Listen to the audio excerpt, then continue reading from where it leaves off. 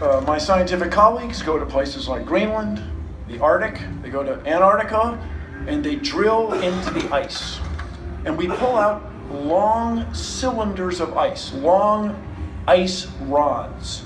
And we find certain of these cylinders to have 680,000 layers.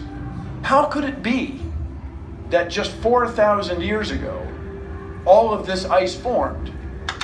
In my debate with Bill Nye, I only had a few seconds to respond to his claim about the so-called annual layers in ice. I refer to the Lost Squadron, which you can see in this diorama. During World War II, 8 planes, 2 B-17s and 6 B-38s, were on their way to Scotland via Iceland, but they had to turn back because of a storm.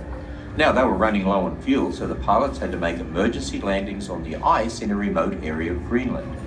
All of the pilots survived and were rescued 6 days later. The planes were eventually discovered in the 1980s under 250 feet of snow and ice, and amazingly enough, an expedition figured out how to bore a giant hole in the ice and bring up one of the P-38s piece by piece. That plane, now known as Glacier Girl, has been repaired, and it was even flown from Kentucky to New Jersey in 2007. Now, while the details of this real-life adventure are fascinating, there's one crucial point that's often overlooked.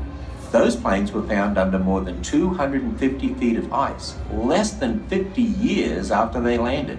Yet Bill Nye and others want us to believe that every little ring they see in ice cores represents an annual layer.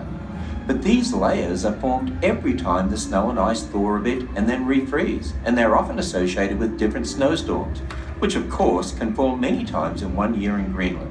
The 250-foot hole that was bored to reach the plane had far more than 50 of these so-called annual layers. But how could this be if the layers only form one per year? The truth is that these layers in the ice are not annual layers. So Bill Nye and others who push the idea of millions of years while talking about annual rings in ice cores are simply wrong.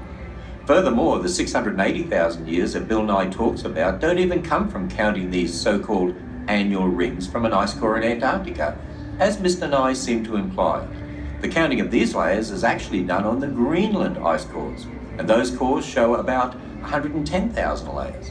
It's true that the area where the planes were discovered receives much more snow today than the central region of Greenland where the ice cores were taken from. But the conditions during the ice age that followed the flood would have led to heavier and more frequent snowfalls throughout Greenland.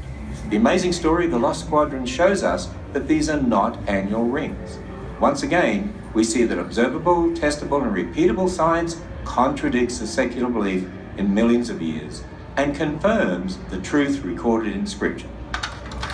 Ooh-wee. Sorry, Bill Nye, you got schooled. My scientific colleagues go to places like Greenland, the Arctic, they go to Antarctica, and they drill into the ice. And we pull out long cylinders of ice, long ice rods.